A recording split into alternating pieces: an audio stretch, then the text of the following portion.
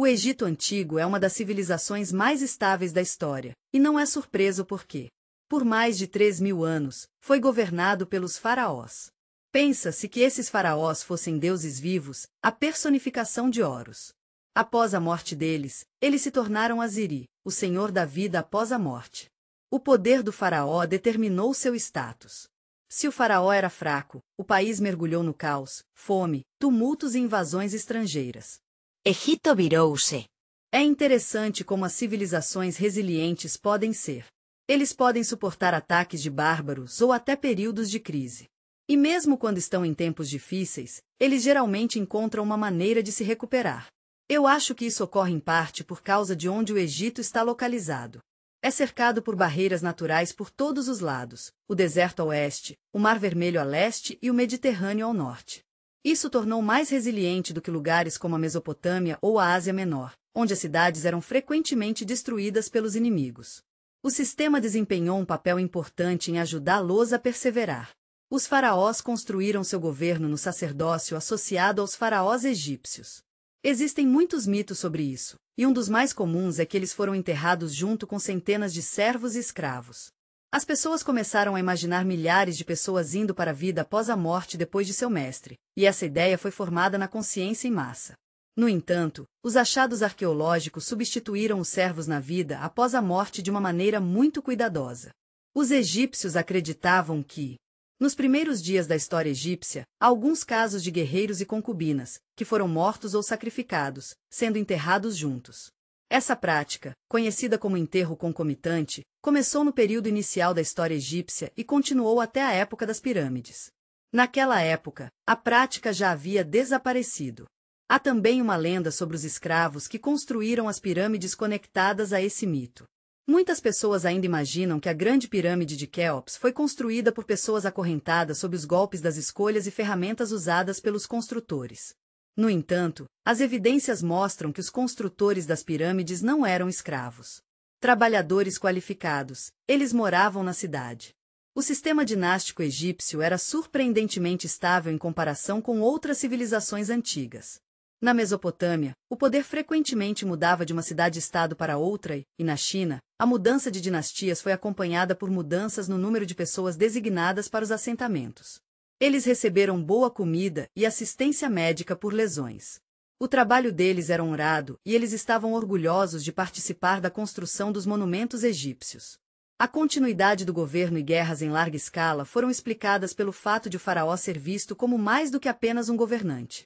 Ele também foi visto como uma figura sagrada associada ao reino do Egito. O povo continuou a acreditar em seu destino divino, que deve tê-las se sentir tão seguras e apoiadas. O sistema de sucessão desempenhou um papel importante. O trono foi transferido de acordo com rituais rígidos. Se o faraó não tivesse um filho, o poder passou para os parentes mais próximos, mas sempre dentro da dinastia. Em casos raros, os reis se tornaram reis, mulheres como Hatshepsut. A formação de novos governantes surgiu após um cenário político em mudança. Como a tradição egípcia nos diz, esse período foi caracterizado por um certo nível de intriga política e transições na liderança. Os governantes egípcios eram conhecidos por seus longos reinados, e seu poder não era apenas uma fachada. Os faraós foram os que moldaram suas sociedades de várias maneiras, desde religião e política externa até projetos de arquitetura e moda. Eles não eram apenas construtores de grandes pirâmides e templos, eles também estabeleceram sistemas legais que governavam a vida de seu povo. A influência dos faraós foi tão profunda que mesmo conquistadores como os persas e romanos procuraram honrar e preservar a imagem do faraó. A era dos faraós terminou com Cleópatra VI, mas seu legado ainda está conosco hoje. Os arqueólogos estão encontrando novos túmulos, decifrando inscrições e tentando desvendar os segredos do Egito Antigo. Há muitas perguntas que ainda precisam ser respondidas. Por exemplo, por que algumas cidades desapareceram? Como eram os faraós mais famosos? As respostas a essas perguntas podem mudar nossa compreensão dessa incrível civilização. A civilização egípcia foi formada ao longo de milhares de anos antes de se tornar antes do território. Ao longo do Nilo estava unido, havia um estado centralizado. A região do RUP estava na parte superior do Egito, que fica no sul, e a parte inferior do Egito estava nas terras do Delta do Norte. Essas duas regiões eram diferentes não apenas na geografia, mas também na cultura. O Upper Egypt foi dominado por tribos nômades que viveram um estilo de vida mais guerrero, enquanto o Baixo Egito, onde as terras férteis do delta permitiam uma economia estabelecida, tinha uma estrutura social complexa com grandes cidades e templos. Em algum momento, um governante que essa pessoa era o rei, conhecido como Minas Narmer. Ele é uma figura associada a uma figura cuja existência real é confirmada por achados arqueológicos. Ele é considerado o primeiro faraó a unir o Egito em um estado. Mas como uma unidade, seja pacífica ou no Egito Superior, foi conquistada por uma potência mais baixa. Podemos encontrar a resposta para essa pergunta em um dos artefatos mais antigos da história do Egito, a paleta Narmer. Esse alívio, criado por volta de 3 AC, mostra a procissão. Entre os cativos, ele já está na coroa do Upper Egito, parecendo um conquistador. A massa de Zano está sobre o inimigo conquistado. Entre essas cenas, não há símbolos de poder e ordem. Enormes touros sagrados esmagam esse artefato. É considerado a ferramenta de propaganda mais antiga, mostrando o poder do governante e a ideia de um Egito unificado. Olhando apenas para a imagem, parece que a unificação aconteceu após uma conquista militar brutal. No entanto, evidências arqueológicas mostram algo diferente. Os achados oferecem uma visão mais sutil do Upper Egito em ação. Com o tempo, a unificação aconteceu gradualmente através de casamentos diplomáticos, reformas religiosas e simbolismo do poder real. As coroas reais, como a coroa branca do Upper Egito e a coroa vermelha do Baixo Egito, representam lindamente a unidade das duas regiões. As lendas que cercam os poderes dos OCS são uma prova das ricas tradições de ambas as áreas. Enquanto fontes antigas afirmam que ele morreu enquanto caçava, seu legado vive nos contos de seu tempo. É de partir o coração pensar no que poderia ter acontecido com Minas. Sua morte foi um acidente, ou fazia parte de uma trama política maior? Alguns pesquisadores sugerem que os Minas poderiam ter sido vítimas de uma conspiração. Se a unificação do Egito foi acompanhada por uma campanha militar, o novo governante provavelmente teve muitos inimigos entre a nobreza, as elites do Baixo Egito, que eram acostumadas à independência. Podemos nunca ter certeza do que aconteceu, mas é uma perda trágica para toda a comunidade. Ele foi o primeiro governante de um Egito unido e criou um sistema que moldou a vida do país por milhares de anos. Ele também fundou a primeira capital de um Egito United, Mênfis. Ele era uma grande parte da administração do país, e as pessoas que vieram atrás dele chegaram a faraós e acreditarem que os governantes não eram apenas reis, mas também símbolos da ordem divina. Este foi o começo da grande história do Egito como um único poder, onde o poder do faraó permaneceu forte. Por centenas de anos, as minas foram a base da rica e complexa história do Egito. O país enfrentou seus maiores desafios no final da Segunda Dinastia, quando estava à beira da Guerra Civil. Mas o povo do Egito, com a ajuda de Casimo, encontrou uma maneira de se unir e fortalecer sua unidade. Eles fizeram mudanças importantes no governo e na família real, e o país prosperou. Diz a mitologia que Horus era um símbolo da ordem legítima do faraó e da autoridade divina. Mas, e isso é importante, ele também foi associado ao caos, destruição e guerra. Então, parece que esse gesto provavelmente significava que o PSN confiava nas elites do Alto Egito, enquanto o Baixo Egito se recusou a reconhecer sua autoridade. Foi uma luta pelo controle e foi acompanhada por esforços ferozes para restaurar a unidade do Egito. Mas, a julgar pelas evidências arqueológicas, isso foi feito pela força em suas estátuas. Há inscrições segundo as quais foi morto na Guerra 4. É de partir o coração ouvir que 744 pessoas morreram. Esse é um dos primeiros números registrados de baixas na história. Isso faz você perceber o quão brutal foi a guerra e quão forte a resistência também era. Mas é inspirador ver que ele conseguiu recuperar as duas coroas, o branco do Egito Superior e o vermelho do Baixo Egito. Isso mostra que ele foi capaz de perseverar e sair do outro lado. E é incrível que ele não apenas tenha conseguido conquistar o país, mas também para reunir suas partes. Seu nome original era Case, o que significa poder. Após sua grande vitória, ele decidiu mudar seu nome para Nai, que se traduz em apareceu. Os pesquisadores acreditam que essas duas relíquias podem simbolizar Horus e Sete, as forças divinas que ele supostamente reuniu para reunir o país. A Semu tentou mostrar que seu reinado era um equilíbrio entre duas forças, não apenas um triunfo militar. Ele também está nos livros de discos como o primeiro faraó a começar a experimentar a arquitetura. Ele construiu uma construção em larga escala de tijolos crus, que se tornou o protótipo dos túmulos reais das eras posteriores. Não era apenas um túmulo, mas um complexo realmente com paredes enormes. Esses elementos foram posteriormente usados na arquitetura das primeiras pirâmides, como a pirâmide escalonada. Ele também subiu ao Jericó, foi um dos capitais do Egito Antigo, e é claro que ele realmente valorizava proteger seu poder. Mas talvez a mudança mais significativa no esquema tenha sido seu desafio com o sacerdócio. Durante esse período, os padres começaram a ganhar muita influência, recebendo grandes pedaços de terra. Na verdade, isso levou à primeira deculaquização na história do Egito. Ele pegou uma parte significativa das terras do templo. Eles foram entregues à administração do Estado, o que foi um grande negócio. Esta etapa não apenas fortaleceu a base econômica do faraó, mas também diminuiu o crescimento do poder dos templos por muitos anos. Então, Pon chegou ao poder. Depois dele, Pris-Djoser continuou a centralizar o Estado e pregou a arquitetura na construção das primeiras pirâmides. Então, o reinado de Assemu foi um estágio de transição importante do instável. Após um complexo período de formas faraônicas iniciais, o Egito entrou na era do Antigo Reino. Esta era começou em 2686 AC. Foi o auge do poder centralizado, construindo realizações e a formação final do culto do faraó como um deus da terra. O primeiro governante desta época foi Djoser, faraó da terceira dinastia. Seu nome está sempre associado ao nascimento das pirâmides e à fortificação de seu reinado. Os faraós foram colocados para descansar nos túmulos retangulares tradicionais feitos de pedra crua e tijolos.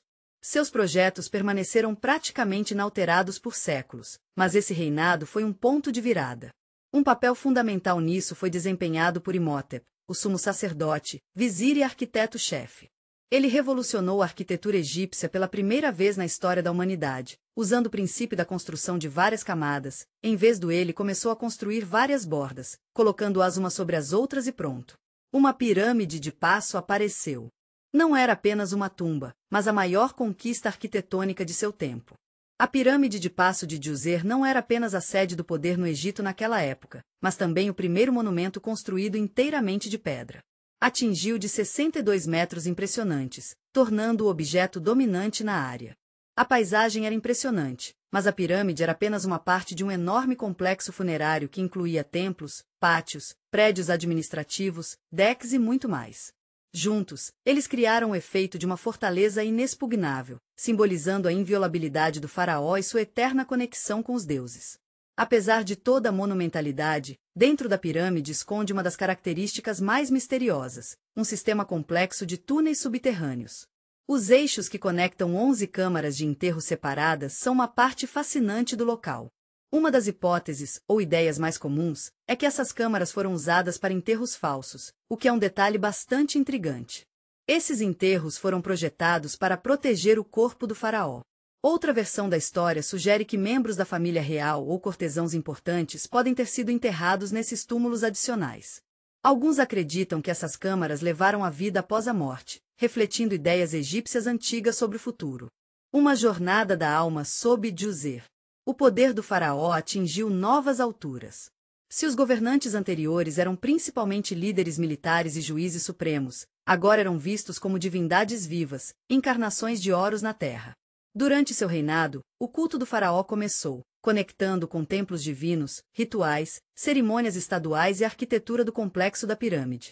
Ele era mais do que apenas uma pessoa, ele era um ser com uma natureza divina. Djoser não apenas criou o primeiro grande monumento da história do Egito, ele também fortaleceu o sagrado e inquestionável. Foi graças a ele que começou o processo que transformou os reis egípcios em semideuses, e seus túmulos em símbolos eternos deles. Seu legado moldará o resto da história do Reino Antigo, inspirando a próxima geração de faraós. Os faraós egípcios eram um grupo incrível. Eles continuavam construindo aquelas magníficas pirâmides e expandindo o culto divino do poder real depois do Djoser. Eles se dedicaram a preservar a herança do Reino Antigo. O quarto fundador da dinastia não era apenas um ótimo construtor, mas também um inovador que conduziu uma série de experimentos de arquitetura em larga escala.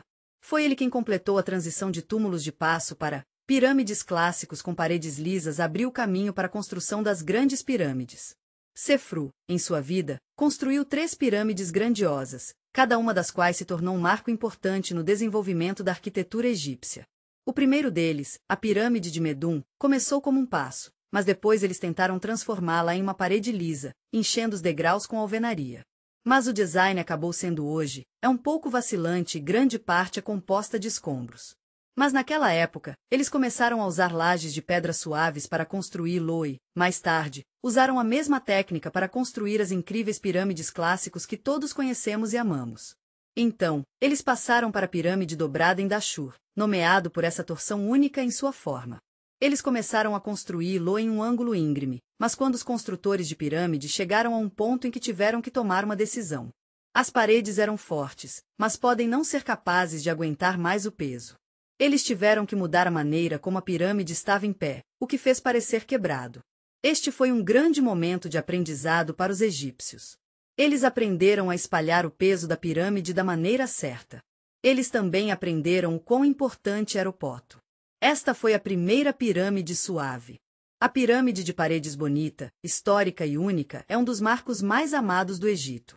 Seus projetos foram realmente pensados, levando em consideração os erros de projetos anteriores. Isso permitiu a criação de um sistema digestável. A pirâmide vermelha foi usada na construção e tornou-se o protótipo da grande pirâmide de Issops, filho de Sefru. Sefru é importante porque ele trouxe a tecnologia de construção à perfeição. Ele também é lembrado como construtor e governante. Seu reinado foi um momento emocionante para o Egito.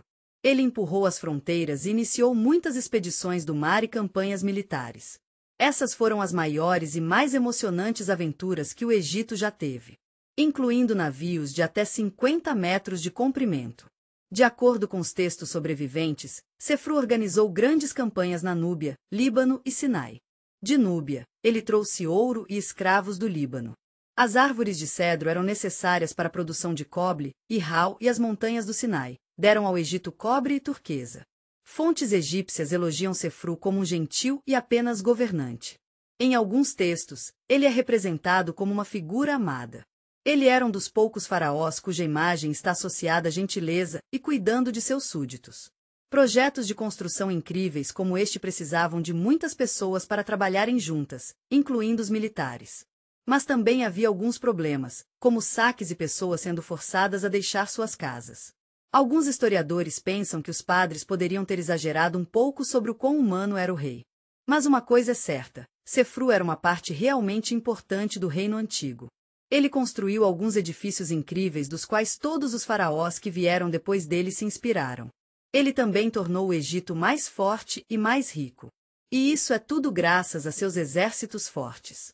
É fascinante como as reformas, campanhas militares e descobertas de engenharia que ocorreram durante esse período lançaram as bases para o Egito florescer sob o reinado de seu filho, Quéops.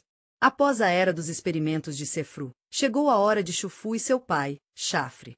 Os gregos se referiram a eles como Quéops e Chafre, respectivamente. Foi Xufu quem deixou para trás a pirâmide mais famosa da história, a Grande Pirâmide de Gizé. Este monumento incrível é reconhecido como uma das 7 maravilhas do mundo, e ainda está forte hoje. O assunto de algum debate e intriga, a história desse complexo impressionante e seu líder enigmático, escreveu Heródoto, está cheio de segredos. A imagem de Xufu na história é um pouco de quebra-cabeça. O antigo historiador grego Herodotos, que escreveu seus trabalhos 2000 anos após o reinado do faraó, o descreve como um líder que, infelizmente, forçou o povo a trabalhar como escravos para construir a pirâmide. Segundo Herodotos, Xufu fechou todos os templos, proibiu as pessoas de sacrificar aos deuses e fez os egípcios trabalharem para ele. Por 3 meses, ela teve que fazer algo realmente difícil, se vender para obter dinheiro para continuar a construção. Mas a pesquisa arqueológica moderna não apoia essas acusações. Fontes egípcias, por outro lado, retratam Xufu como um grande governante que manteve a ordem no estado e morava em seu palácio. O culto do faraó não ganhou ampla popularidade, ao contrário do culto de seu pai, o que pode indicar o descontentamento do povo durante seu reinado. Um dos mitos mais comuns continua sendo a ideia de que a pirâmide foi construída. Os trabalhadores estavam cansados de trabalhar tanto em condições muito difíceis. Mas as escavações em Rana Gira revelaram algo maravilhoso. Os construtores de pirâmide eram trabalhadores profissionais, não cativos ou escravos. Também foram encontrados restos de seus assentamentos, padarias de pão e oficinas, bem como sepulturas onde os trabalhadores foram enterrados com honra. Isso prova que a construção da pirâmide era uma tarefa estatal envolvendo caiques, engenheiros e artesãos qualificados que receberam enxames. O trabalho provavelmente foi organizado em uma base rotacional quando milhares de pessoas trabalharam juntas para terminar o projeto a tempo. Mesmo depois de 4.500 anos, a Grande Pirâmide de Gizé ainda é um mistério. É diferente das pirâmides dos faraós posteriores. No interior, existem várias salas conectadas por um sistema de corredores e eixos. A tumba principal do faraó está localizada não na base, como era habitual, mas no meio da pirâmide, 43 metros abaixo. A Câmara da Rainha é um lugar envolto em mistério há séculos. É provável que nunca tenha sido usado para o que se destinava e, nos últimos anos, com a ajuda das tecnologias modernas, descobrimos algumas coisas realmente intrigantes. Atrás do véu, existem esses vazios misteriosos que não conhecíamos antes. Em 2017, um grupo de cientistas usou um método chamado tomografia por minas para revelar uma enorme cavidade acima da Grande Galeria. O corredor que leva à sala do enterro tem cerca de 30 metros de comprimento, e ainda estamos descobrindo para que serve. Pode ser uma câmara de descarregamento extra para proteger a estrutura. É possível que eles ainda não tenham encontrado passagens ou quartos secretos, mas há uma boa chance de que um dia. Chufu deixou para trás um monumento que sobreviveu a muitos, muitos anos e civilizações. Tornou-se um símbolo do Egito e seu reinado. Mas uma coisa é certa, ele foi o faraó que provou que os humanos podem construir algo que duraria milhares de anos. A Grande Pirâmide é uma maravilha arquitetônica e um símbolo do poder, ambição e riquezas da antiga civilização egípcia. Mas, mesmo assim, seu legado não conseguiu parar as grandes pirâmides. O poder dos faraós continuou a crescer, mas não foi suficiente para salvá-los. No final da Sexta Dinastia, o Egito estava em uma profunda crise que levou à queda do antigo reino. O símbolo desta época era o faraó Pepi, cujo reinado é considerado o mais longo da história. De acordo com alguns, ele governou por quase um século. Porque seu longo prazo de regra não fortaleceu o Estado, mas pelo contrário acelerou seu colapso. Pepe era um pequeno amor. Segundo as histórias antigas, ele se tornou rei depois que seu pai, Peter, faleceu. Alguns dizem que ele tinha apenas 6 anos na época. O faraó que começou a governar em uma idade tão jovem ficou no trono por quase 100 anos. Sua infância no trono está cheia de mitos e contos. Uma das histórias mais conhecidas é a Carta do Vizier Riba. Nele, ele diz que o jovem faraó pediu que os anões fossem trazidos de terras distantes. Eles se divertiram juntos no palácio. Este episódio fala sobre o amor infantil de Pepi-Obe pelo entretenimento exótico. Também mostra que, nos primeiros anos de seu reinado, ele não foi quem tomava grandes decisões. Sua mãe, Anki-Sn, e outras pessoas importantes estavam no comando. As primeiras décadas de seu reinado foram bastante calmas. Mas quanto mais ele era faraó, mais ele começou a controlar o Egito como os faraós do antigo reino antigo. Isso continuou até a Sexta Dinastia. Os governantes das províncias, em vez de um poderoso império centralizado, gradualmente transformaram o Egito em um país fragmentado e o poder do faraó tornou-se mais nominal. Problemas financeiros pioraram a situação no antigo reino. Enormes recursos foram gastos na construção de pirâmides, sua manutenção e manutenção dos antigos reinos. O Reino do Egito e o Antigo Reino do Egito eram bastante fracos quando se tratava de poder centralizado. Isso significava que o tesouro real estava baixo, e os templos que os faraós haviam dado privilégios aos mais ricos estavam sofrendo. Ao mesmo tempo, a corte real estava tendo dificuldades. O Egito perdeu o controle de importantes rotas comerciais, e as caravanas que sempre foram capazes de trazer mercadorias de Punta Nubi e Sinai não eram mais capazes de fazê-lo por causa de ataques de beduínos. A crise econômica em Ibiza também foi afetada por questões externas. Não sabemos muito sobre os últimos anos do governo de Pepi. Algumas pessoas dizem que os pesquisadores fizeram seu reinado mais tempo nas crônicas de propósito para mostrar o quão importante ele era quando morreu. Naquela época, o Egito estava tendo muitos problemas dentro do país. As pessoas não estavam seguindo o rei, e o exército não estava fazendo o que deveria fazer. Eles não podiam proteger o país de inimigos externos e os poderosos após sua morte. O país se viu em um estado de desordem.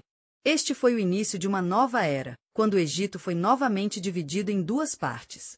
Os faraós que estavam em guerra perderam seu poder, e o país caiu em um período de incerteza e conflito. Isso tornou ainda mais importante que o Pepi de longa duração, que nasceu bem no meio da Segunda Guerra Mundial, poderia ser um símbolo de estabilidade. O fim do antigo reino veio depois de séculos de caos, fragmentação política e conflitos entre o povo. Mas então, o Egito finalmente encontrou estabilidade sob a regra de um faraó, Mentuotepa. Ele era uma figura unificadora que fortaleceu a monarquia centralizada e construiu pirâmides. Então, os líderes do Reino Médio tiveram que encontrar uma maneira de gerenciar seu exército de uma maneira mais flexível. Hatshepsut foi o primeiro novo faraó a não apenas restaurar o Egito, mas também mudar o próprio conceito de poder real. A guerra civil que aconteceu antes de seu reinado começou após o colapso do antigo reino por volta de 250 C e durou mais de um ano. O Egito foi dividido em muitas áreas diferentes com seus próprios líderes. Tebas era uma dessas áreas na parte superior do país, e Heracópolis era outra na parte inferior.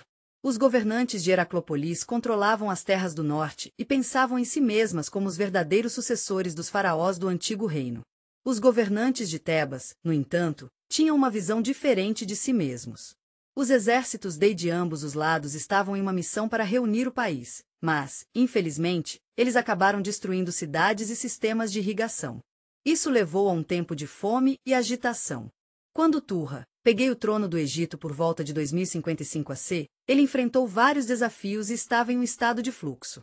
Ele foi à guerra com o reino de Heraclópolis por mais de 20 anos. Eventualmente, ele foi capaz de quebrar a resistência dos governantes do norte, derrotou bravamente sua capital e restaurou uma monarquia unificada. Em uma jogada compassiva, ele nomeou seus próprios generais nas províncias. Ao contrário dos faraós do antigo reino, que governava como deuses absolutos, Tutankhamun percebeu que, sem um forte aparato administrativo e um exército eficaz, o Estado poderia quebrar.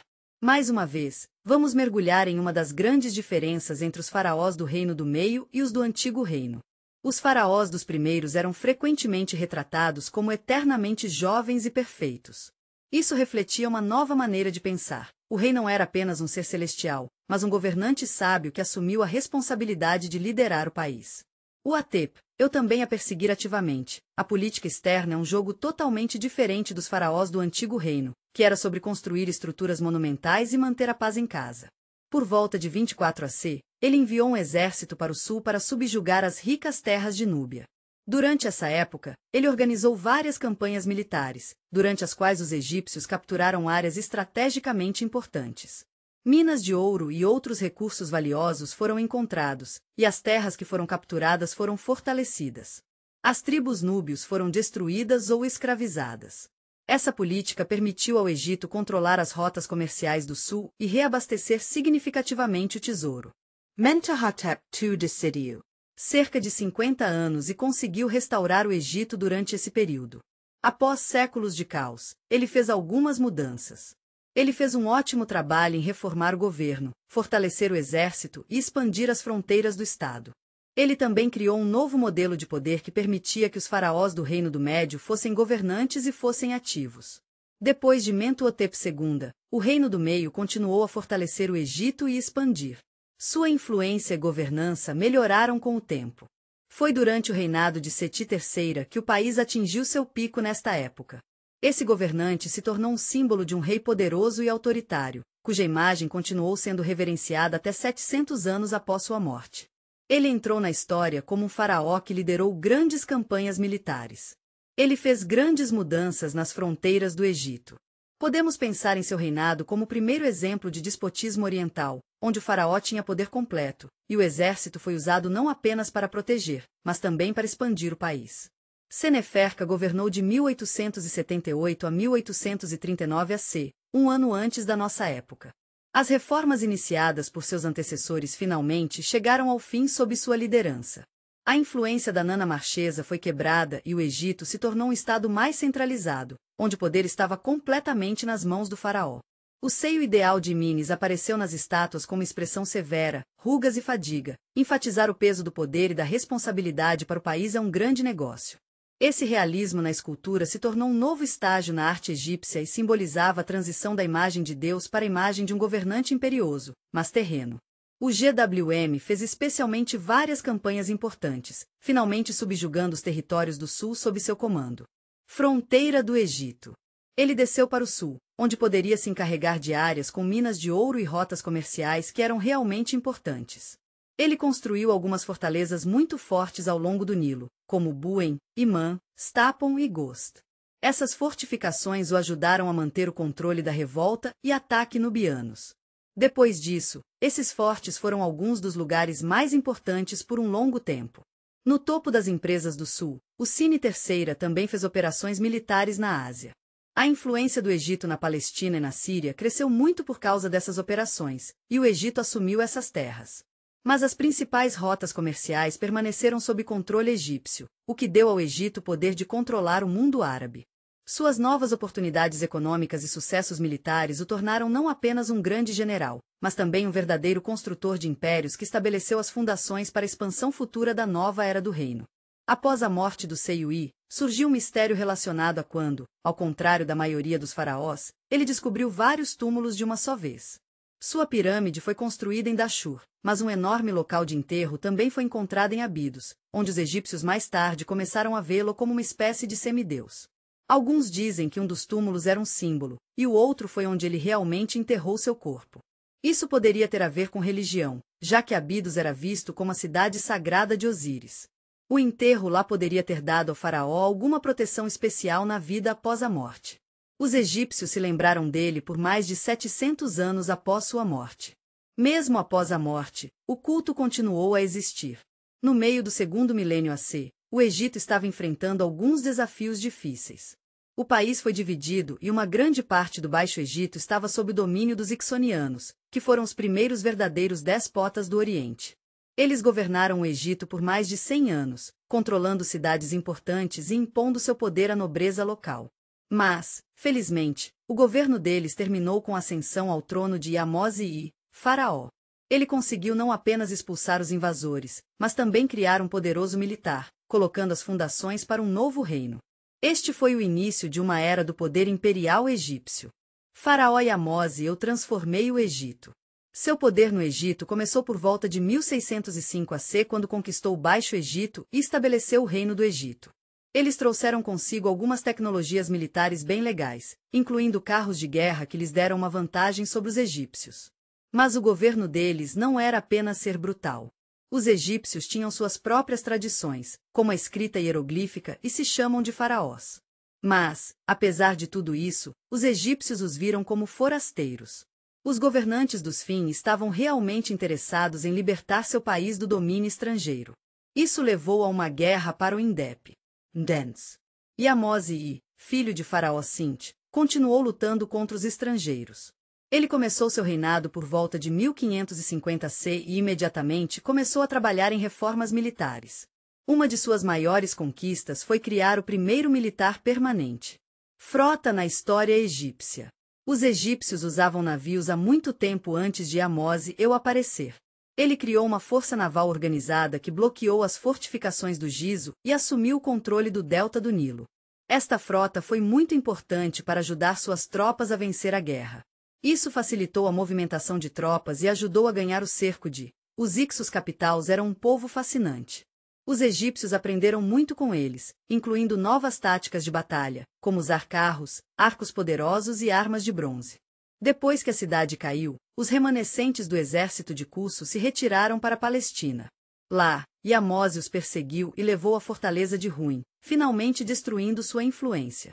A vitória foi um grande passo à frente para o Egito, e também foi o começo de algo novo e emocionante: expansão.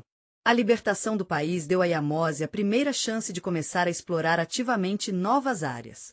Isso foi muito diferente da abordagem dos reis do Reino Médio, que administravam empresas principalmente para proteger suas fronteiras. Para eles, a conquista fazia parte de sua política estadual. Exércitos egípcios eles se mudaram para o sul para a Núbia para recuperar o controle das minas de ouro e depois para o Levante para impedir novas ameaças da Ásia. Este foi o começo da jornada do Egito para se tornar o maior império de seu tempo. Foi um momento de grande mudança, e lançou as fundações para o poder futuro do Egito. Eles fizeram mudanças no exército, tornaram o governo central mais forte e começaram a construção. Seu reinado marcou o início de uma jornada incrível para alguns dos maiores faraós do Novo Reino, como Tutmose II e Ramesses II. Esses líderes incríveis trabalharam juntos para expandir a influência egípcia e tornar seu país um dos principais cães do mundo antigo. Graças ao seu trabalho duro e às conquistas, o Egito deixou de ser um país enfraquecido para se tornar uma das principais superpotências do mundo antigo no início do Novo Reino. Tornou-se uma nação forte e poderosa, com um poderoso exército, uma burocracia eficaz e uma política externa ativa. Os faraós políticos dessa época não apenas governaram o país, mas também lideraram pessoalmente campanhas militares, expandindo as fronteiras do estado. Mas entre os grandes conquistadores desta época, há uma figura especial que se destaca, Hatshepsut, a primeira faraó feminina que, ela fez um trabalho incrível. Ela conseguiu manter o poder por mais de 2 décadas, o que era realmente especial porque no Egito havia tradições claras de sucessão ao trono. As mulheres geralmente recebiam o papel de regeneração ou sacerdotisas, então isso foi realmente uma exceção. Os navios conseguiram contornar as regras estabelecidas para consolidar seu poder e deixar para trás uma era de paz e prosperidade. Como ela conseguiu subir ao trono para conduzir uma das expedições comerciais mais misteriosas da história? E por que, anos depois, o nome dela foi apagado das crônicas egípcias? Hatshepsut nasceu em uma família real. Ela era filha do faraó. Segundo a tradição, ela se casou com seu meio-irmão, que era o herdeiro do trono. O casamento deles era mais uma aliança política do que uma história de amor, mas deu a ela um lugar especial na corte real. Infelizmente, Tutmose II não viveu por muito tempo e, após sua morte, o trono foi para o filho, Tutmés III. O problema era que o garoto era jovem demais para governar o país. Segundo a tradição, sua mãe, outra, a influente mulher do tribunal deveria se tornar regente sob ele. Hatshepsut começou seu reinado como regem, mas logo fez algo sem precedentes. Ela se proclamou um faraó de pleno direito. De fato, ela removeu o jovem herdeiro do poder para legitimar seu governo. Ela lançou uma campanha de propaganda em larga escala na tradição egípcia. O poder real é a escolha divina. Hatshepsut era uma pessoa muito especial. Ela pediu aos padres no templo de Amun que dissessem que seu nascimento era a ideia de Deus. De acordo com essa história, o deus Amun assumiu a forma de seu pai, Tutmose I, e juntou-se à mãe. Então, ele pessoalmente a trouxe para o mundo para ser seu futuro governante. Você pode ver fotos disso nas paredes dos templos. Ela queria tanto ser reconhecida como governante legítimo, mas sempre havia algo faltando. Então, Hatshepsut começou a mudar sua imagem na arte para mostrar mais de sua força. Ela foi retratada como um faraó com os símbolos usuais de poder, como uma barba cheia e roupas curtas. As inscrições se referiam a ela como rei, não uma rainha. O gênero gramatical masculino foi um movimento inteligente que lhe permitiu contornar os possíveis conflitos com a tradição e dar mais credibilidade à regra. E você não sabia, a estratégia dela funcionou como um charme. Apesar do possível descontentamento da nobreza, ela conseguiu manter o trono por muitos anos. Ela enfrentou algumas conspirações bastante sérias, mas as lidou com um profissional. Um dos eventos mais significativos de seu reinado foi um comércio em larga escala. Estamos navegando em uma emocionante expedição à lendária Terra de Ponta, uma vez conhecida pelos egípcios como a Terra dos Deuses. Dizia-se que este lugar mágico era um tesouro de joias, incenso, madeira valiosa, animais exóticos e outros bens preciosos. Embora sua localização exata continue sendo um mistério, alguns pesquisadores acreditam que Punt pode estar localizado nas belas terras da Etiópia moderna ou da Somália. Outros pensam que poderia estar na região encantadora do sul da Arábia. Não importa onde estivesse, estamos embarcando em uma jornada cheia de aventura e descoberta. A expedição de Hatshepsut foi um enorme sucesso. Foi a conquista econômica mais importante de seu reinado, e é realmente incrível. Se você visitar o templo de Deir el-Bahri, verá belos relevos representando navios egípcios carregados de presentes de Punt. Você também pode ver os governantes deste país, suas casas em palafitas e animais como girafas. A expedição era importante não apenas economicamente, mas também politicamente. Hatshepsut, ao contrário de muitos faraós, preferiu não conquistar, mas sim desenvolver comércio e diplomacia. Seu reinado foi um período de prosperidade interna. Os templos foram construídos, os artesanatos foram desenvolvidos, e grandear a construção da escala foi um grande negócio. O monumento mais famoso de sua época era o belo Templo de Heliópolis, um dos complexos mais majestosos da região. Apesar de suas realizações, seu filho e herdeiro adotivo, Tutmose III, um dos maiores conquistadores militares, lançou uma campanha deliberada após sua morte para apagar seu nome da história. É muito ruim que a imagem do Hatshepsut tenha sido destruída. Isso significava que suas cartetas foram derrubadas de monumentos, e seu nome foi apagado das listas oficiais de faraós. Existem várias versões de por que isso aconteceu. Uma é que, depois de conduzir muitas campanhas militares e transformar o Egito em um poder mundial, os Toats queriam eliminar o precedente do governo feminino. Ela temia que isso enfraquecesse a tradição do poder real. Há outra ideia que está flutuando e é muito interessante. Algumas pessoas pensam que as pessoas que começaram a humilhação e a música poderiam ter algo a ver com a destruição de seu nome. É interessante porque essa destruição começou apenas 2 décadas após sua morte. Então, parece que talvez Tutmose II não estivesse pessoalmente contra ela. Talvez a decisão tenha sido mais sobre política.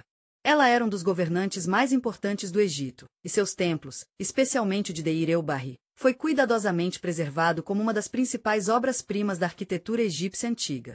Isso provou que uma mulher poderia governar o Egito com sucesso como homens, o que foi realmente incrível.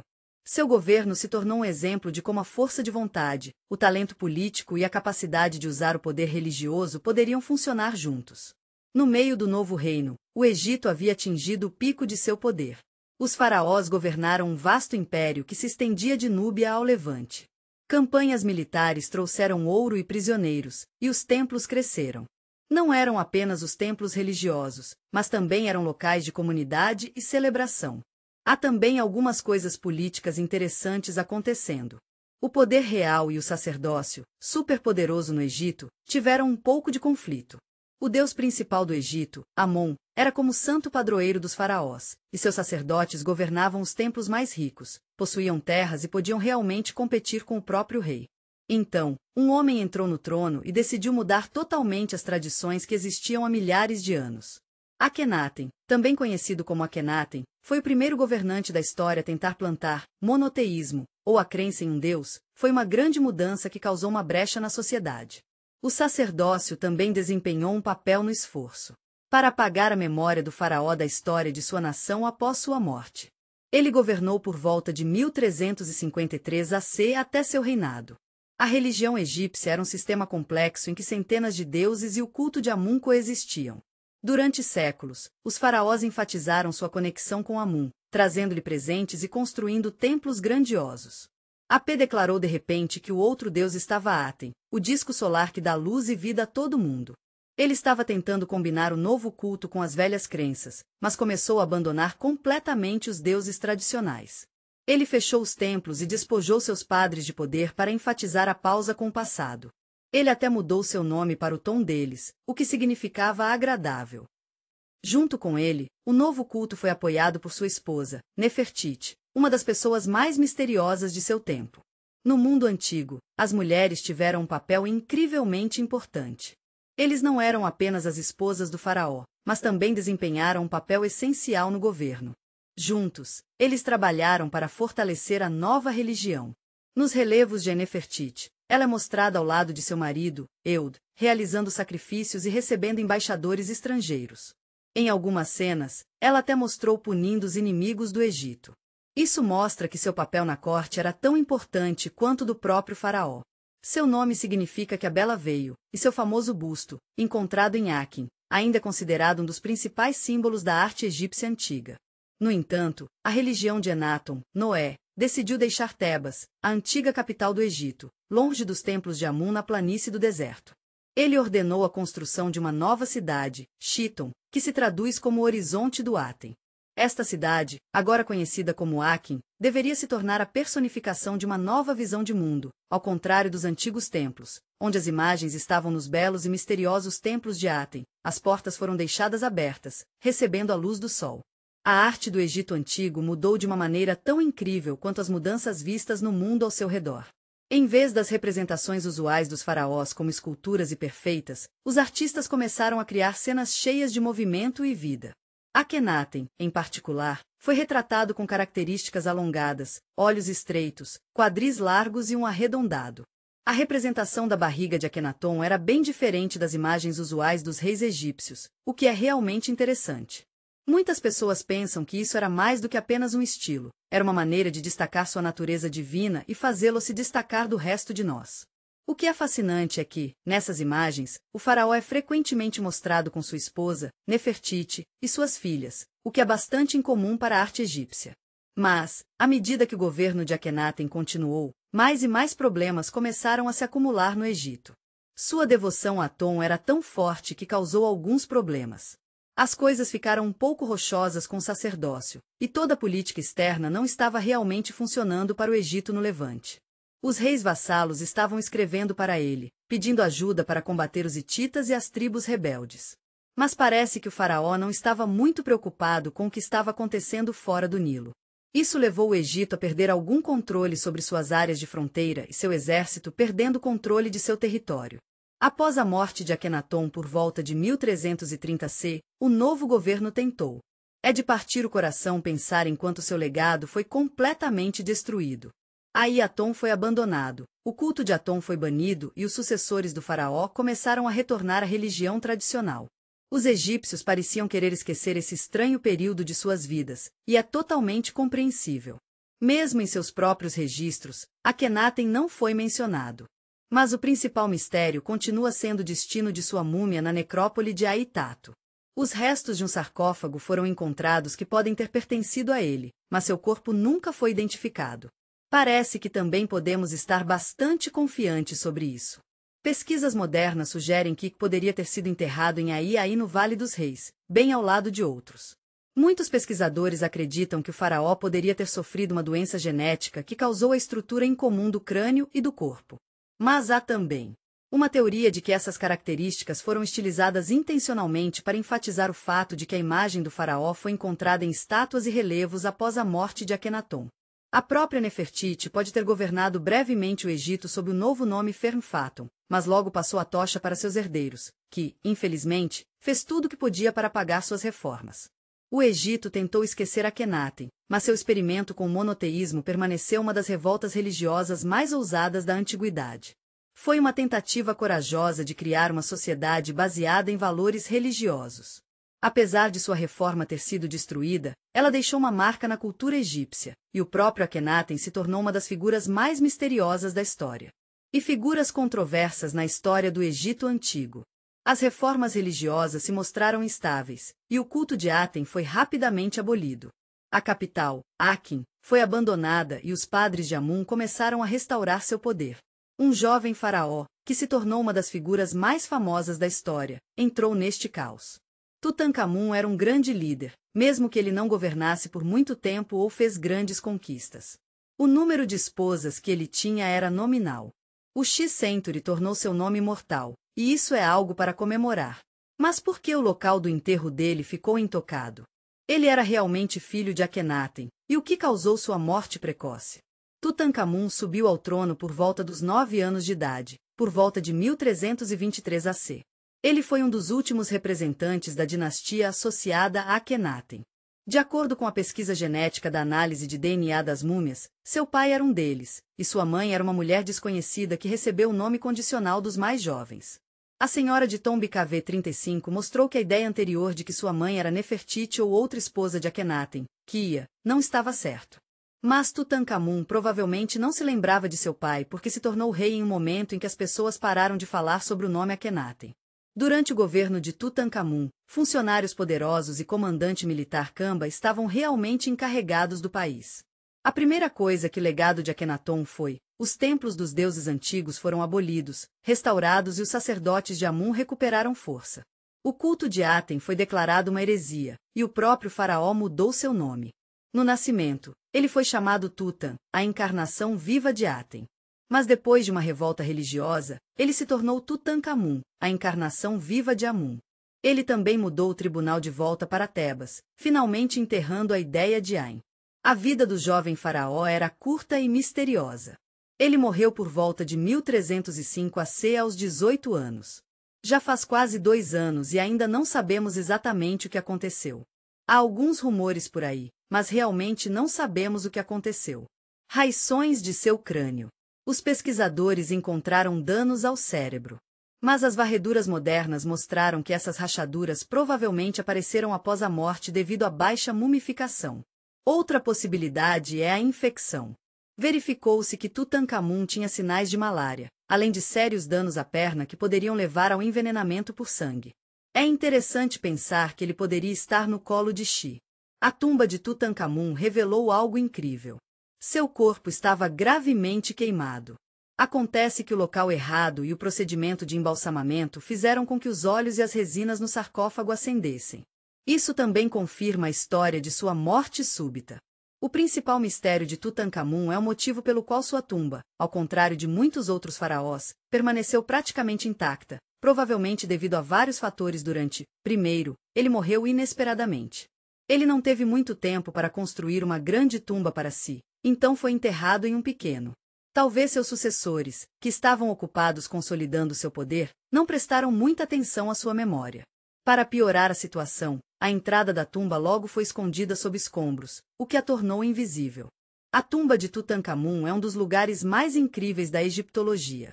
Foi descoberto em 1922 pelo arqueólogo inglês Howard, e é incrível que tenha sido deixado quase completamente intacto. Ao contrário da maioria dos túmulos no Vale dos Reis que foram saqueados nos tempos antigos, este foi preservado. Estava cheio de milhares de artefatos, incluindo a máscara de ouro do faraó, seu trono, carros, armas e sarcófagos magníficos. Isso permitiu aos cientistas estudar em detalhes os ritos de vida e funeral de T. A nova era do reino. Embora Tutankhamun não fosse um ótimo faraó, sua tumba é um lugar verdadeiramente notável. Ele era um conquistador, sim, mas também um reformador. Seu nome se tornou o mais famoso entre os faraós egípcios. Sua morte precoce, tumba intocada e tesouros magníficos fizeram dele uma lenda. As pessoas ainda estão pesquisando e discutindo segredos de sua vida e morte. Sua tumba intocada fez dele o faraó egípcio mais famoso. Seu reinado foi curto, e ele não fez mudanças fundamentais no Egito. Após sua morte, o vizer Ei, em seguida, o comandante militar Kar subiram ao trono e realizaram. Depois de um longo período de revolta, as reformas finalmente trouxeram o fim do período de Amarna e os sacerdotes de Amun mais uma vez assumiram o controle total. No entanto, o verdadeiro esplendor do novo reino, o governante mais proeminente da dinastia, foi Ramesses II. Esse líder notável queria garantir que seu nome fosse lembrado pelas próximas gerações, e ele trabalhou incansavelmente para construir o império mais magnífico. Ramesses recebeu um estado estável e bem governado com um exército poderoso e uma extensa burocracia. Mas ele não queria apenas manter o status quo. Ele aspirava a ir além do que havia alcançado. Seu reinado foi tão longo, mais de 60 anos. Isso significava que ele viveu durante toda a Segunda Guerra Mundial. Isso foi realmente raro para os faraós. Os monumentos e textos que ele deixou mostram que ele queria que as pessoas pensassem nele como o maior monarca do Egito. Uma das coisas mais importantes que aconteceu durante seu reinado foi a Batalha de Kadesh. Esta batalha foi por volta de 1274 AC. Foi entre o Egito e o reino de Esa no Oriente Médio. Os detalhes da batalha foram escritos de ambos os lados. Ramesses levou 4 corpos do exército a Kadesh a assumir o controle do levante. Infelizmente, ele ficou preso pelos hititas sob o comando de Zagit. O corpo egípcio avançado foi quase destruído, e o próprio Ramesses estava prestes a derrotar. Segundo fontes egípcias, foi a bravura pessoal de Ramesses que salvou o exército. Ele estava cercado por inimigos, mas não desistiu. Ele teria se juntado à batalha e depois conseguiu repelir o ataque dos hititas com a ajuda de um esquadrão de elite. Este foi um ato muito corajoso, mas não trouxe sucesso decisivo para os dois lados. Barra lateral. 16 anos depois, o Egito e o Tratado de Paz, cuja cópia mantida em segurança nos templos egípcios e nos arquivos de Esqui, ainda estavam elaborando suas diferenças. Apesar de não ganhar uma vitória militar, Ramesses II transformou a Batalha de Kadesh em um símbolo de sua bravura. Ele tinha as paredes dos templos decorados com belos relevos comemorando suas façanhas. Ramesses também queria ser lembrado não apenas na história militar, mas também na história da família. Ele é conhecido como o faraó com mais crianças. Ele teve tantos filhos, alguns historiadores acham que ele poderia ter mais de 100. Suas grandes esposas, como Nefertari e Iré, deram a ele muitos filhos, e muitas outras mulheres com quem ele não se casou também o ajudaram a acumular uma grande fortuna. Mas ainda não está claro se todos esses números são verdadeiros. Os faraós egípcios usaram imagens de grandes famílias para mostrar que suas dinastias durariam para sempre. Portanto, é possível que o número de crianças tenha sido maior em histórias oficiais. Ramesses II não era apenas um ótimo comandante, ele também era um ótimo pai. Ele era um grande líder e construtor. Ele construiu algumas das estruturas mais impressionantes do Egito, incluindo o famoso Templo de Abu Simbel, que foi esculpido diretamente na rocha. Ele também construiu enormes estátuas de si mesmo, atingindo 20 metros de altura, para mostrar a todos que entraram no Egito que ele governou um país poderoso. Ele foi mumificado, como qualquer outro grande faraó. Mas com o tempo, as pessoas começaram a roubar os túmulos reais. No século XIX, os padres tentaram salvar os corpos dos governantes e os mudaram para sepulturas secretas. A incrível descoberta da múmia de Ramsés II, junto com outros faraós, em um cache em Deir el-Bahri, é uma história que certamente deixará você fascinante. É tão maravilhoso que está perfeitamente preservado. Isso permite que os cientistas estudem a aparência do grande rei. Mas a coisa mais incrível sobre essa múmia é que ela viajou no tempo. Em 1976, nossos amigos egípcios descobriram que os restos do faraó estavam começando a mostrar sua idade. O pobre foi afetado por alguns fungos, e eles realmente queriam fazer o que podiam para salvá-lo. Então, eles decidiram levar a múmia para a França para uma conservação necessária. Mas, se você pode imaginar, obtendo isso não havia feito fácil. Eles tiveram que encontrar uma maneira de transportá-lo com segurança, e foi aí que decidiram construir uma doca oficial apenas para esse fim. As autoridades egípcias deram a Ramesses II um passaporte real, que dizia Kizar, um título usado quando a coluna de ocupação dizia Kizar, que agora é falecido. Quando o avião com os restos mortais chegou a Paris, ele recebeu honras militares adequadas a um chefe de Estado após uma restauração bem-sucedida. A múmia retornou ao Egito, preservada para gerações futuras. Ramesses II queria viver para sempre e, em certo sentido, ele conseguiu. Suas estátuas ainda se elevam por todo o país, era tão amada que atraíam milhões de pessoas. Suas façanhas militares caíram na história e, mesmo depois que ele foi transferido para o exterior, ele ainda voltou para sua terra natal. Ele criou o Egito como foi lembrado por séculos, e mesmo após 3.000 anos, seu nome continua sendo um símbolo do poder, grandeza e ambição dos faraós. Tutankhamun e Ramesses tornei-me símbolos da grandeza do Egito. Mas no final do novo reino, é difícil de acreditar, mas o país havia mudado muito. Ramesses era um grande faraó que tentou salvar o Egito do colapso, mas, infelizmente, ele foi pego em uma das conspirações mais famosas da história. Seu tempo como faraó estava cheio de guerras, reformas políticas e a ascensão dos faraós para um poder ainda maior. Esse período foi um momento de grandes reis, algumas gerações após a morte de Ramesses. Ele pode não ter sido um descendente direto, mas ainda queria se conectar com os grandes faraós do passado. Seu reinado foi de mais de 30 anos, o que lhe deu tempo de sobra para deixar sua marca na história do Egito. Mas o país que ele herdou já estava indo bem. O tesouro não era tão estável quanto durante o tempo de Ramsés II. O sacerdócio foi recrutado cada vez mais independentemente por causa de alguns grandes projetos de construção e guerras. Ramsés II tinha muito em seu prato, especialmente quando as chamadas pessoas do mar apareceram. Essas tribos misteriosas aclamadas pelo Mediterrâneo Egeu e Oriental. Não sabemos exatamente quais eram seus planos, mas eles pareciam ser um grupo de diferentes grupos tribais, incluindo filisteus, Quelesh e Shirda. Parece que essas tribos acabaram destruindo o reino de Chosroe e chegou às cidades da Ásia Menor, Síria e Palestina, e trouxe a destruição para eles. Isso aconteceu ao mesmo tempo que uma crise geral que resultou na destruição de muitas civilizações antigas. Ele aceitou o desafio e conseguiu organizar a defesa do país. Ele ordenou a construção de novas fortalezas nas fronteiras, e pela primeira vez na história do Egito, criou uma base militar permanente. A marinha foi super importante na grande batalha com o povo do mar. Aconteceu na costa do Nilo, e você pode vê-lo no ressentimento de bases do Templo Medina Abu. O templo foi construído para celebrar a vitória. Há cenas no templo onde os egípcios atacam navios inimigos, arqueiros atiram flechas no inimigo e o faraó observa a batalha. No entanto, essa vitória não foi exatamente a reviravolta que o país esperava. Eles estavam com poucos suprimentos, e o exército precisava de mais recursos, mas esses eram poucos e distantes entre si. Além disso, o Egito estava enfrentando alguns sérios desafios internos. Eles estavam tendo um pet aproximado financeiro e, como resultado, as pessoas trabalhadoras que construíram os túmulos reais no Vale dos Reis não foram pagos. A primeira greve gravada na história foi o resultado de artesãos e construtores partirem para exigir pão e pagamento por seu trabalho. No Egito, onde o faraó era considerado um deus, isso foi realmente um grande negócio.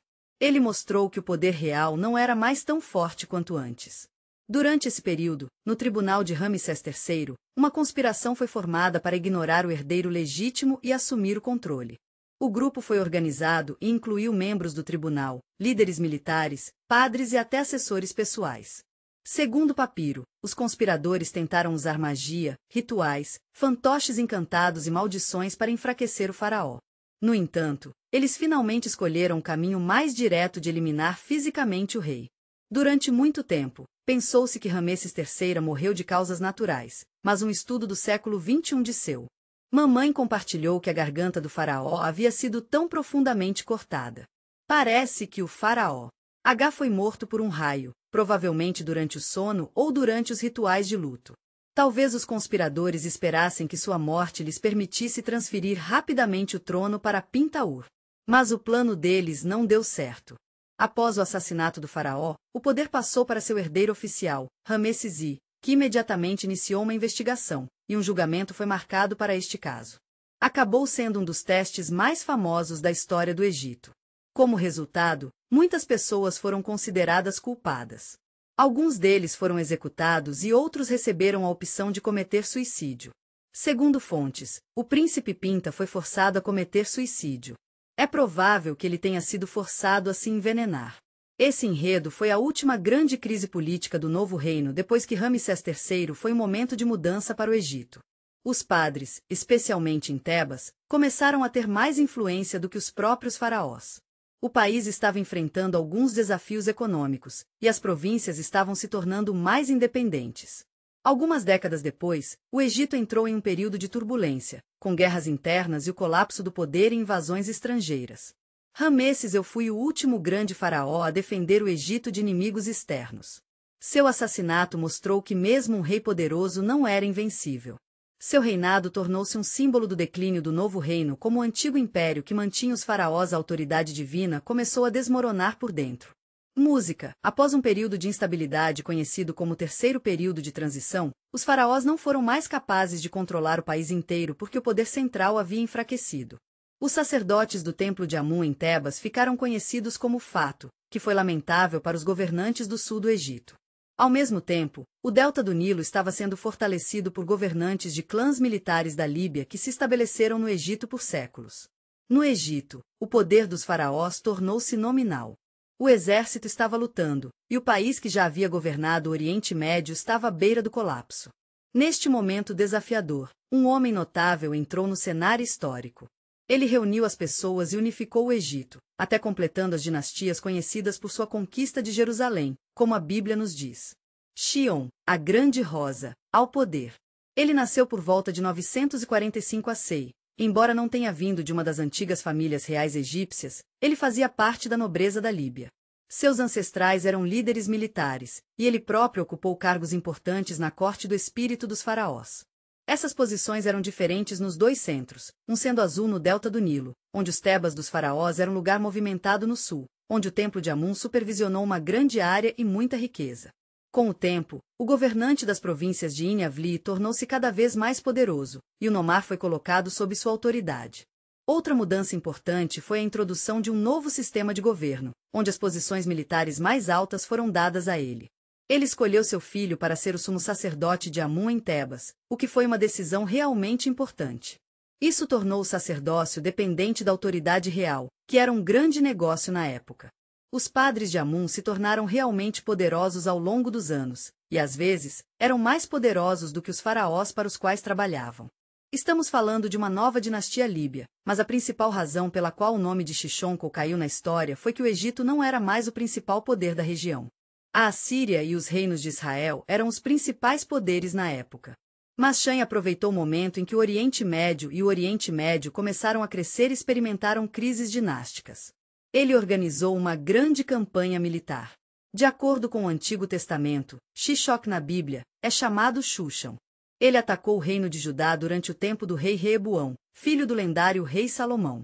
O livro de Kings diz que os egípcios capturaram Jerusalém, demitiram o templo de Salomão e tomaram seu tesouro. Isso causou um enorme impacto na história da Bíblia e foi um símbolo do que estava perdido. Segundo algumas fontes egípcias, o templo de Karnak manteve um ressentimento de bases que mostrava a campanha de Shishonkou e, nele, havia dezenas de cidades conquistadas.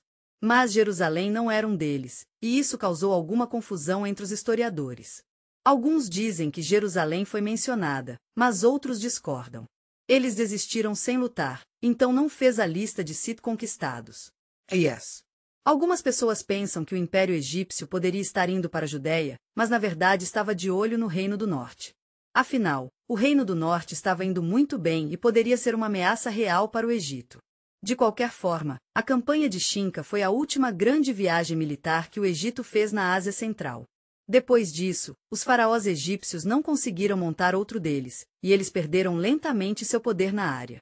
Embora Shishonki fosse um sucesso militar, ele não conseguiu resolver o maior problema do Egito, seu declínio interno. Ele conseguiu tornar sua dinastia mais forte, no entanto. Seus sucessores simplesmente não eram tão talentosos quanto ele, e o país começou a desmoronar novamente. Os padres de Amon recuperaram seu poder, os governantes locais nas províncias começaram a agir mais por conta própria, e o tesouro do estado estava ficando sem dinheiro. No final, perdeu seu lugar como uma das principais potências do Levante. A Síria e Babilônia foram os que lhes mostraram força. O Egito não era mais capaz de seguir a expansão externa ativa, e eles gradualmente se transformaram em um estado enfraquecido que logo se tornaria o objeto de conquista em si. Então, Shishonki desceu na história como o último faraó que conseguiu conduzir uma campanha militar bem-sucedida lá fora. No Egito, ele era um governante forte que tentou restaurar o poder centralizado, reformar a governança e reviver o poder militar do Egito. Infelizmente, seus sucessos tiveram vida curta. Após sua morte, o país continuou a avançar em direção a uma crise política que acabaria por levar à sua conquista. Primeiro, foi conquistado pelos assírios, então, pelos persas, e mais tarde, por Alexandre, o Grande. Após o Egito enfraquecido durante o terceiro período de transição, o país foi dividido entre vários governantes, padres e conquistadores estrangeiros.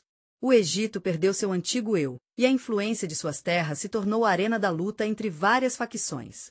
No norte, o delta do Nilo foi governado por os faraós da segunda e terceira dinastias eram descendentes da elite militar da Líbia, o que é bastante impressionante. No sul, em Tebas, a força principal se tornou os sultos sacerdotes de Amun e se transformou em governantes independentes. Mas a força mais poderosa da região invadiu o país e fundou-o. A dinastia Vaptu reuniu as pessoas sob uma regra, mas seu reinado era curto. Eles eram conhecidos por serem um pouco cruéis e por ter uma política externa bastante agressiva. No século VI AC, os assírios iniciaram suas campanhas no Levante e no Egito. Por volta de 671 AC, o rei assírio Arran derrotou as tropas de Cuxi. Alguns anos depois, seu sucessor, Arpal, foi um grande líder que trouxe equilíbrio à dinastia Cuxi.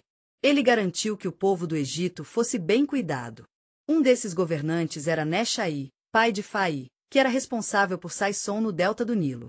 Mas naquela época, o Egito ainda era um pouco dependente da Síria, e o pai de Neshai era um vassalo da Síria. Os governantes dependiam da vontade do rei assírio, mas mesmo assim houve um movimento crescente entre os Eli egípcios após a morte de Mec. O primeiro foi abençoado com um presente especial, e ele usou para fazer algumas mudanças realmente positivas. Ele iniciou seu governo por volta de 665 AC e rapidamente fez muitos bons progressos ao libertar o Egito da influência externa. Seu primeiro passo foi se livrar de Tisha, que foi dividido em diferentes partes com diferentes reis governando em diferentes regiões. Mas ele conseguiu aproveitar a Síria, que estava ocupada com guerras no leste, e gradualmente assumiu o resto dos territórios egípcios. Ele usou uma mistura de força militar e relacionamentos diplomáticos amigáveis, e contratou um monte de mercenários gregos e coreanos para ajudá-lo. Foi durante esse período que os gregos chegaram ao Egito, o que fez de sua época um dos primeiros da história em que o Egito se tornou um poder aberto, interagindo intimamente com outras culturas e trocando ideias. Tornei-me o primeiro faraó egípcio, e os gregos e coreanos, conhecidos por suas proezas militares, tornaram-se uma parte importante dessa troca. Ele teve a gentileza de deixá-los se estabelecer no Egito e dar a ele suas próprias terras especiais no delta do Nilo. Foi aí que a adorável cidade grega de Cratia apareceu mais tarde. tornou-se um movimentado centro comercial entre o Egito e os poleis gregos, o que ajudou o país a crescer ainda mais economicamente. Sob a influência assíria, Pazaco I começou a empurrar o poder egípcio além do país B. Ordens, fortalecendo a frente sul. Ele começou no norte e depois voltou sua atenção para o levante.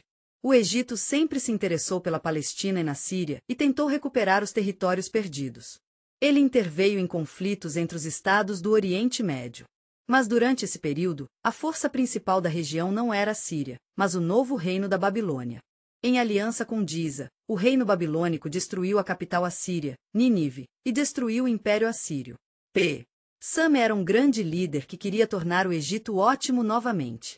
Ele tentou seu melhor para assumir o levante, mas a Babilônia era forte demais. Então, ele teve que se concentrar em defender suas próprias fronteiras.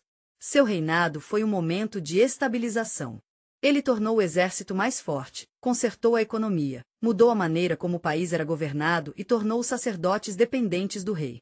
Ele fez um ótimo trabalho ao limitar sua influência e devolver o poder real ao rei.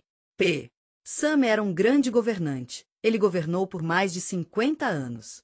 Ele deixou para trás um estado forte que estava enfrentando uma ameaça crescente da Babilônia e do Império Persa. Em algumas décadas, o Egito foi conquistado pelos persas e depois foi governado pelos gregos liderados por Alexandre, o Grande. Então, seu governo foi a última tentativa de reviver o Egito como um grande poder. Mas, embora os Ospredes tenham sido bem-sucedidos após Tichos, o Egito permaneceu independente por vários séculos. No entanto, gradualmente enfraqueceu e se tornou objeto de grandes lutas de poder no século VI a.C. Foi conquistado pelo Império Persa, mas depois recuperou brevemente sua independência. No final, uma homenagem a um de seus generais, Ptolomeu Música do fundador do mundo, cuja vida se tornou uma lenda e um símbolo. Ao contrário da crença popular, Cleópatra não era descendente egípcia. Ela foi descendente da dinastia ptolomaica da Macedônia que governara o Egito desde a época das conquistas de Alexandre. A família dela era muito tradicional. Eles mantiveram os velhos caminhos dos gregos. Embora tenham sido chamados de faraós, eles estavam interessados na cultura egípcia. Mas Cleópatra era diferente. Ela foi a primeira em sua família a aprender a língua egípcia. Ela se vestia como os faraós e usou símbolos egípcios para mostrar que estava do lado das pessoas. Isso a fez se destacar dos outros Ptolomendas. Micenas era o legítimo herdeiro de. Os faraós eram uma família, mas seu reinado caiu durante um dos períodos mais difíceis da história egípcia. Em meados do século I a.C., o Egito havia perdido seu status de grande país. A República Romana subjugou a Grécia, a Ásia Menor e a Síria. Mas o Egito permaneceu o último estado rico e independente. Cleópatra entendeu que seu país estava no meio de um grande jogo. Para manter sua independência, ela teve que jogar pelas regras de Roma. Os políticos romanos mais importantes eram seus aliados. Júlio César foi o primeiro deles. Naquela época, havia uma luta pelo poder no Egito entre Cleópatra e seu irmão mais novo. PME deveria governar juntos, mas seu conflito se transformou em uma guerra civil. Cleópatra precisava de um poderoso patrono. De acordo com uma das lendas mais famosas, ela entrou no palácio de César envolto em um tapete que seus servos trouxeram de presente. Isso impressionou o governante romano e Cleópatra estavam em bons termos, e eles se ajudaram a voltar ao trono. Eles também eram amigos fora da política. Cleópatra teve um filho dele, e ela o chamou de Ptolomeu César, ou simplesmente Cesarion. Mas seus planos de mudar o curso da história não deram certo. Depois que César foi assassinado em 44 a.C., Cleópatra encontrou outro aliado, Marc Antony, um dos herdeiros de César ao poder. O relacionamento deles era mais do que apenas uma aliança política. Também era uma bela história de amor que se tornou uma das mais famosas da história. Roma controlou Antony e Cleópatra o apoiaram com dinheiro, tropas e recursos. Eles até oficialmente tornaram sua parceria oficial, declarando seu amor um pelo outro. Mas em 31 a.C., as forças de Otaviano derrotaram as frotas de Antony e Cleópatra na Batalha de Actium.